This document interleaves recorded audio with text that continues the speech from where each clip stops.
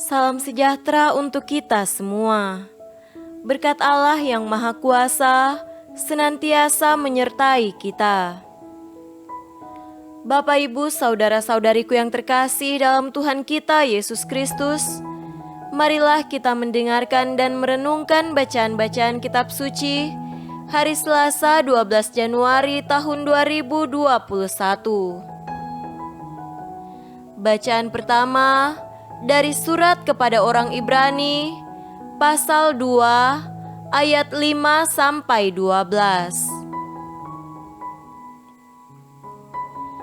Sebab bukan kepada malaikat-malaikat telah Ia taklukkan dunia yang akan datang yang kita bicarakan ini.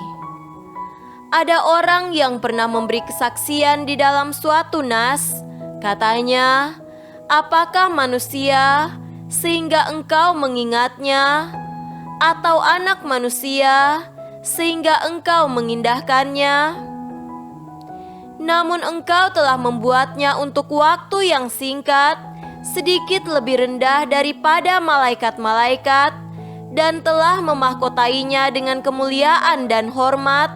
Segala sesuatu telah engkau taklukkan di bawah kakinya. Sebab dalam menaklukkan segala sesuatu kepadanya, tidak ada suatu pun yang Ia kecualikan, yang tidak takluk kepadanya. Tetapi sekarang ini belum kita lihat bahwa segala sesuatu telah ditaklukkan kepadanya.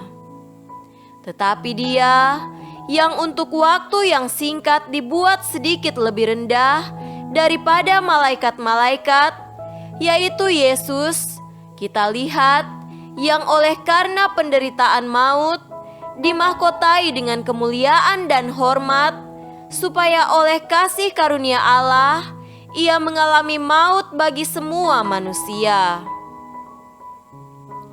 Sebab memang sesuai dengan keadaan Allah, yang baginya dan olehnya segala sesuatu dijadikan, yaitu Allah yang membawa banyak orang kepada kemuliaan, juga menyempurnakan Yesus yang memimpin mereka kepada keselamatan dengan penderitaan. Sebab Ia yang menguduskan, dan mereka yang dikuduskan, mereka semua berasal dari satu. Itulah sebabnya Ia tidak malu menyebut mereka saudara. Katanya, "Aku akan memberitakan namamu kepada saudara-saudaraku, dan memuji-muji engkau di tengah-tengah jemaat." Demikianlah sabda Tuhan. Syukur kepada Allah. Tuhan beserta kita sekarang dan selama-lamanya. Inilah Injil Yesus Kristus menurut Markus. Dimuliakanlah Tuhan.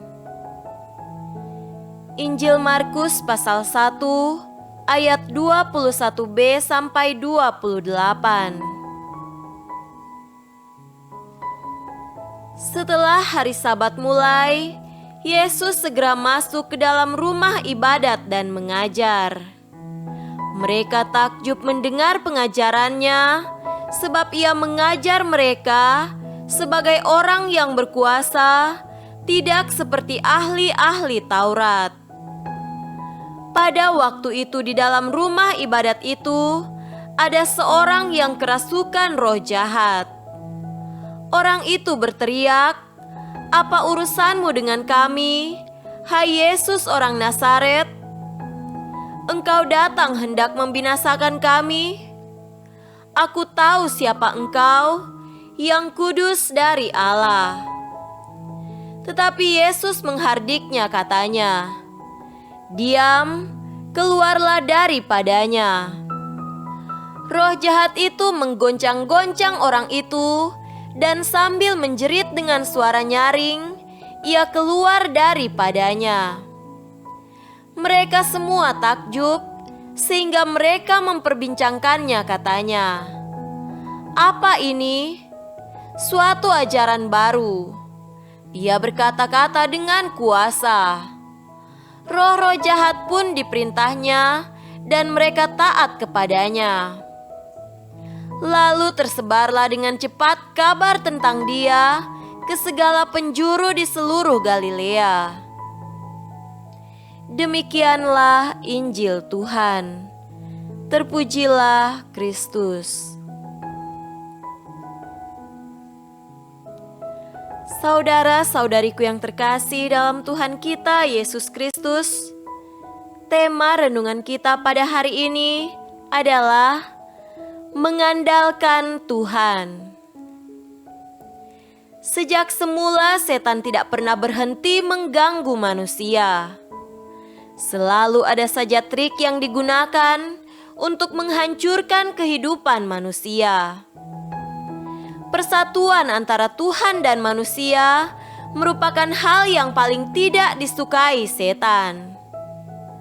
Oleh karena itu, setan selalu berupaya untuk membuat manusia menjauhi, bahkan melawan Tuhan.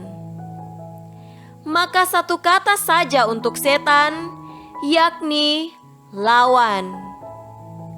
Saat Yesus sedang mengajar di rumah ibadat, tiba-tiba ada seorang yang kerasukan roh jahat dan meneriaki Yesus. Ia menantang kuasa Yesus. "Diam, keluarlah daripadanya." Yesus langsung memerintahkan setan untuk keluar dari tubuh orang itu. Itu adalah perintah yang singkat, tetapi mengandung kekuatan besar dan langsung mengalahkan kuasa setan. Banyak orang yang menyaksikan hal itu menjadi heran. Yesus yang dikenal sebagai seorang guru ternyata memiliki kuasa untuk mengusir setan. Saudara-saudariku terkasih, hidup kita memang tidak pernah sepi dari gangguan kuasa kegelapan. Kuasa setan selalu menarik kita untuk menjauh dari Tuhan. Kesombongan dan keegoisan ialah contoh konkret dari bagaimana kuasa ini menarik kita untuk menjauhi Tuhan. Maka kita diminta untuk senantiasa mendekatkan diri kepada Tuhan. Tuhan Yesus adalah sumber kebijaksanaan hidup dan juga sumber kekuatan maha dahsyat yang sangat ditakuti oleh kuasa kegelapan. Sabdanya penuh daya yang membuat kita semakin hidup benar dan selalu berada dalam perlindungannya. Kita mohon kekuatan daripadanya agar hari demi hari kita semakin setia kepadanya dan bertekun dalam melaksanakan firman-Nya.